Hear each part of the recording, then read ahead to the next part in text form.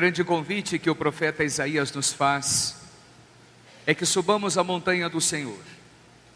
E essa montanha é o lugar em que o Senhor está reservando como novo templo, a nova Jerusalém, o lugar onde as pessoas que tiveram a coragem de caminhar com Cristo, não se deixando ser convencidas por tantas outras propostas, poderão enfim chegar. O lugar onde as nossas armas serão transformadas em instrumentos que geram vida. Portanto, subir a montanha do Senhor, o profeta Isaías nos diz, é a primeira condição daqueles que querem celebrar o tempo novo, a oportunidade nova de Deus na própria vida, e a atitude daquele que quer viver esse caminho de fidelidade.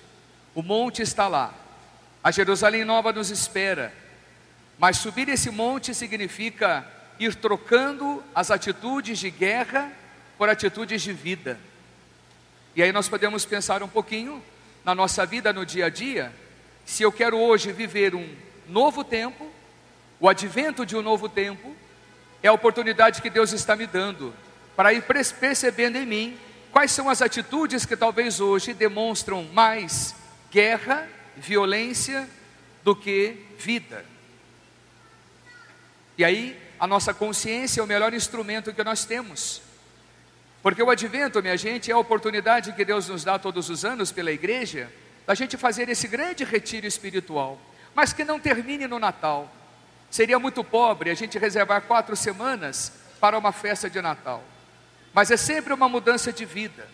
E por que tem todos os anos? Porque a gente sabe que a nossa vida o tempo todo, ela precisa desse encontro com o tempo oportuno da presença de Deus em nós. Ninguém consegue viver, se quer fazer de fato um caminho com Deus, ninguém consegue viver muito tempo somente com as suas próprias forças. Nós necessitamos de um tempo de recolhimento, de oração, um tempo mais específico, em que a própria palavra de Deus nos ajuda a compreender qual é a mudança necessária que eu preciso ter na minha vida. E a começar por mim, todos nós dentro dessa igreja temos muitos motivos para a gente poder mudar.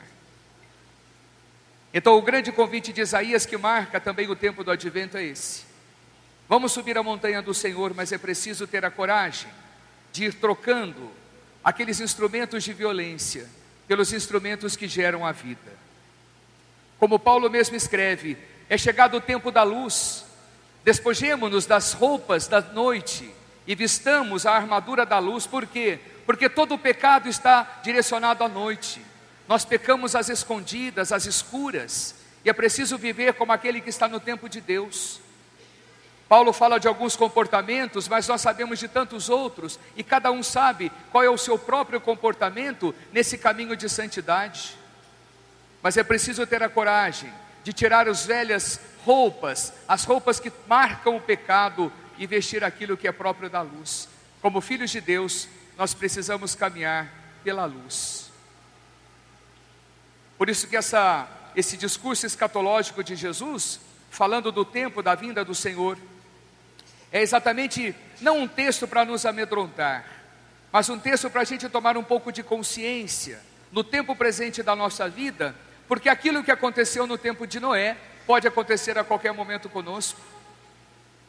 Ele vai dizer: o povo não estava nem aí, o povo comia, bebia, se dava em casamento, casava, quase que dizendo, o povo estava vivendo como queria, e ninguém queria escutar a voz do profeta, ninguém queria escutar a igreja é quadrada, a voz do profeta é ultrapassada, o que eles falam já não tem mais nada a ver com a gente. Somos nós que ditamos a nossa forma de chegar até Deus. Quantas religiões vão criando a sua maneirinha fácil de você achar que você vai chegar na sua salvação? E aí de repente vem um dilúvio, o Noé entra na arca e ninguém percebe. O que quer dizer isso no texto de Jesus? É a palavra da igreja, é a palavra do próprio Senhor. Ele está no meio de nós, mas nós não percebemos, porque nós não damos valor a Ele muitas vezes. A nossa vida é mais marcada pelas alegrias do tempo presente, pelas euforias do tempo presente, do que buscar um caminho de retidão.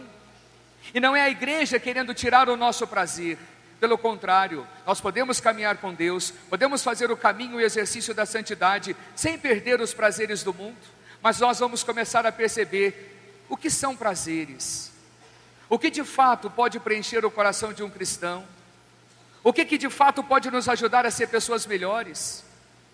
Ou ainda somos os cristãos que vivemos aí à busca de prazeres fúteis e inúteis e vamos assim nos alimentando. E aí, para não ficar muito mal, a gente vem de vez em quando à missa, faz uma confessadinha com o padre e vamos tentando fazer o nosso caminho. Não. Esse caminho pode ser a sua forma de chegar no céu, mas eu posso lhe dizer onde é que é o seu céu depois da missa, se você quiser. Porque o céu, a Jerusalém nova, a montanha de Deus, não é feita para pessoas que querem enganar Deus, porque não existe ser humano capaz de enganar Deus. Não é feito para pessoas que gostam de viver a vida no oba-oba e vão brincando de roleta russa, quem sabe na hora final eu vou lá, peço a misericórdia de Deus e tudo está resolvido. O dilúvio não escolhe o dia para chegar. É o dia em que você se depara com um acidente, com uma doença, com uma morte, com essas violências que nós temos visto na nossa sociedade, e aí as pessoas vêm desesperadas: padre, por que Deus quis isso? Por que tem que ser assim? É porque quem produz e quem fabrica essas oportunidades violentas da vida não é Deus. Se a pessoa tem um caminho de retidão, se a pessoa sabe o que é o seu caminho de santidade, ela não vai viver procurando essas besteiras que o mundo oferece, e é por isso que dá nisso. Prazeres que terminam em morte, confraternizações que terminam em tiros e guerras e violências e cemitério, e ainda Deus é o culpado de tudo isso. Está aí. Se você prestou bem atenção na palavra de Jesus e não do Padre Silvio, a vinda do Filho do Homem será como no tempo de Noé, porque nos dias dele, antes do dilúvio, todos comiam, bebiam, casavam-se, davam-se a casamento. Noé entrou na arca e ninguém percebeu, e aí veio aquele dilúvio e arrasou tudo. Não porque Deus goste disso, é porque Deus também deve ter uma paciência de Jó. Não aguento mais esse povo que não está nem aí comigo, é bom dar uma lavada nesse povo, e quem não presta já vai para o lugar que tem que ir.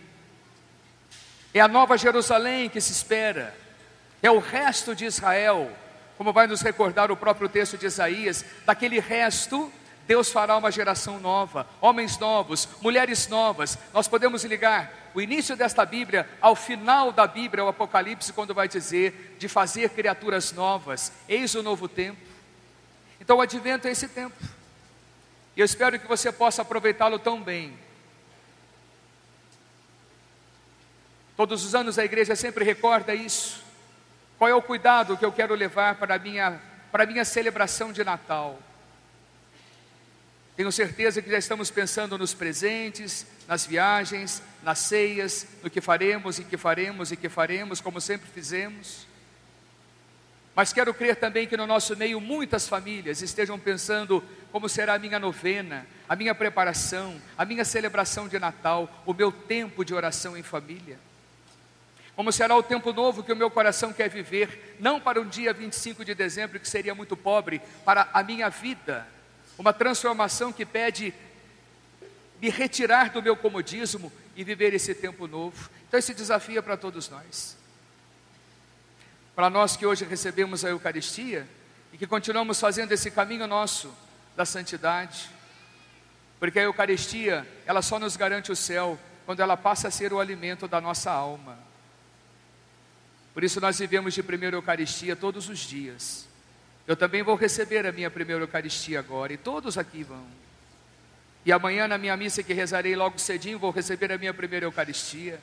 E que na rezarei à noite também vou receber a minha primeira Eucaristia, porque toda a Eucaristia é o momento de agora, é o tempo presente.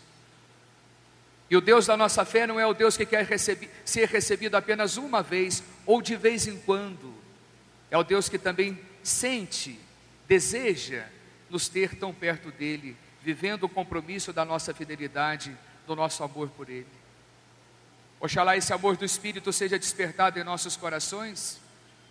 Oxalá eu tome consciência cada vez mais da igreja que eu quero ser, do advento de um tempo novo, da espera maravilhosa, fecunda de um coração que quer encontrar o caminho do céu, que quer chegar nessa nova Jerusalém, neste Monte Santo, retirando de mim todas as armas da morte e permitindo que novos instrumentos que produzam a vida possam acontecer.